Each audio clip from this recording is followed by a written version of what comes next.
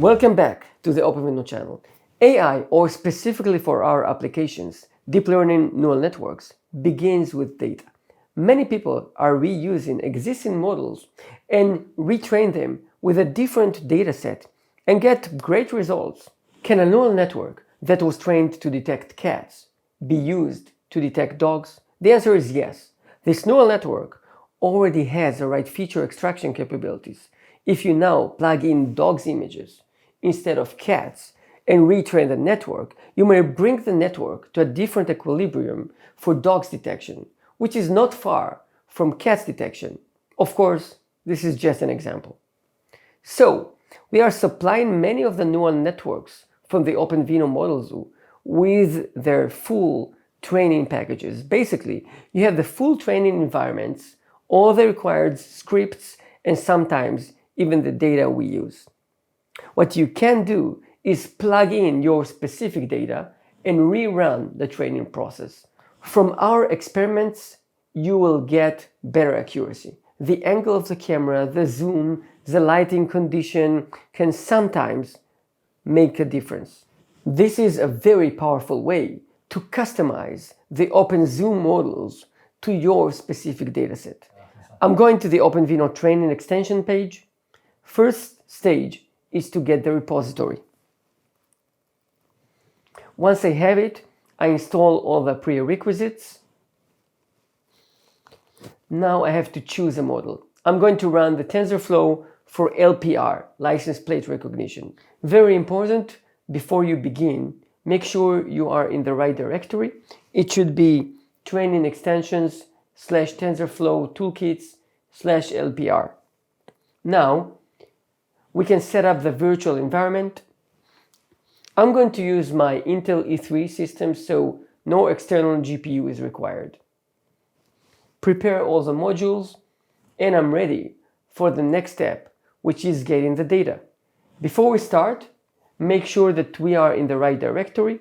Now we have to be under Data, and we have to download the LPR dataset from the Open Model-Zoo. I already have it, so I'm just going to untar it and split the full dataset into training and validation subsets. And this is how the data should be structured. It's important when you bring your own data to keep the same hierarchies and formats. We can see the annotation file, basically a list of all the images and their labels. We can open one of the images, you can see here, and all of them look the same. Now we are ready for training. Make sure you are in the training directory. Let's look at the config file. You can see all the training and evaluating parameters. Make sure that the pointer to the training data is correct, and for the validation data. You can see here that the batch size is set to 32. Let's do only 250 iterations. Let's ask to generate a checkpoint every 10 iterations and to see the results every 10 iterations. I'd like to see the progress in TensorBoard, so in another terminal, I run TensorBoard, start the training process from scratch. Let's see our progress in TensorBoard. After one iteration, our loss function is at 306. After iteration 11, it drops to 136.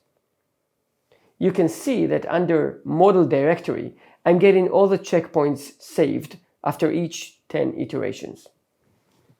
And after 200 iterations, the loss function is converging to around 30. Now I have trained from scratch, but you can follow these instructions to start from any checkpoint you'd like. Better run these commands one by one, not in a bash. Next step is fairly easy. Take the latest checkpoint and convert the model to OpenVINO for inference. Okay, we have taken the original model with the original dataset and trained or retrained from a checkpoint. Now, you have to plug in your dataset and do the same. This is Chinese dataset.